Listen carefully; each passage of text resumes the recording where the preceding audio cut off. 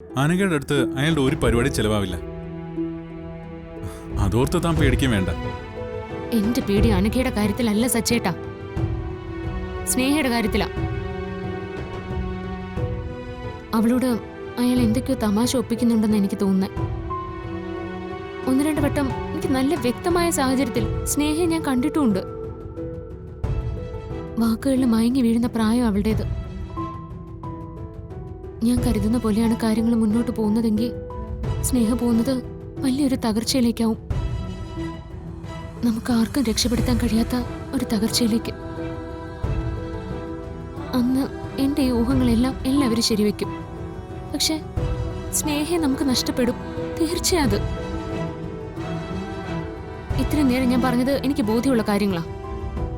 ഇനി സംശയം പറയാം. ധനുഷ് എന്ന് പറയുന്ന വ്യക്തി വെറുതെ വന്നതല്ല ഈ നാട്ടിലേക്ക്. ഈ നാട്ടിലുള്ള ആരോ അയാളെ കൊണ്ടുവന്നതാ. ചിലപ്പോ ഈ വീട്ടിലുള്ള ആരെങ്കിലും. അതെ സച്ചേട്ടാ, എനിക്ക് സംശയമുണ്ട്. ധനുഷും അവന്തിയെടുത്തിയും തമ്മിൽ നേരത്തെ പരിചയക്കാരാണോന്ന്. പോയ ഒരു കോടി പണത്തിന്റെ കാര്യം എല്ലാവരും മറക്കണമെന്ന് അച്ഛൻ പറഞ്ഞെങ്കിലും എല്ലാവരുടെയും മനസ്സിലത് ഇപ്പോഴും ഉണ്ടല്ലോ. എഴുത്തിക്ക് ഓഫീസിൽ പോകാൻ പറ്റില്ല. പകരം മറ്റൊരാൾ വരുന്നു. അയാൾ എല്ലാവരുടെയും വിശ്വാസം നേടിയെടുക്കുന്നു. വീട്ടിൽ വന്ന് താമസിക്കുന്നു. ഇതൊക്കെ തമ്മിൽ എവിടെയെങ്കിലും നമുക്ക് ആർക്കും അറിയാത്തൊരു ബന്ധമുണ്ടെങ്കിൽ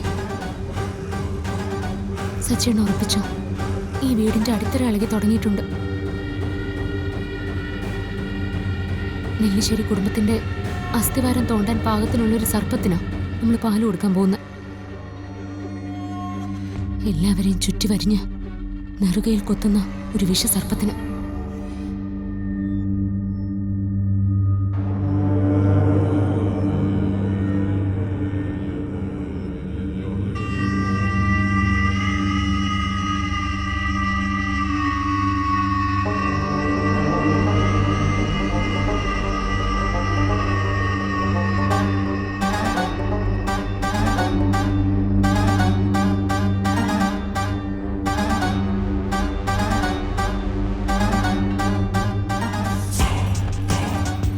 അതെ സച്ചേട്ടാ, എനിക്ക് സംശയമുണ്ട്.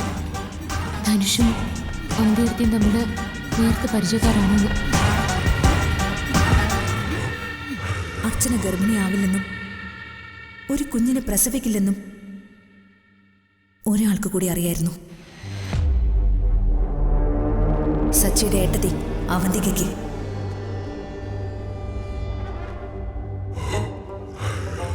ഏടത്തിക്ക് ഓഫീസിൽ പോകാൻ പറ്റില്ല. പകരം മറ്റൊരാൾ വരുന്നു. അയാൾ എല്ലാവരുടെയും വിശ്വാസം നേടിയെടുക്കുന്നു.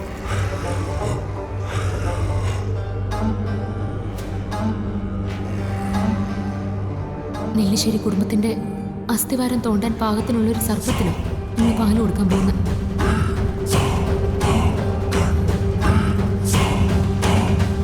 എല്ലാവരെയും ചുറ്റി വരിഞ്ഞ് നെറുകയിൽ കൊത്തുന്ന ഒരു വിഷസർപ്പത്തിന്.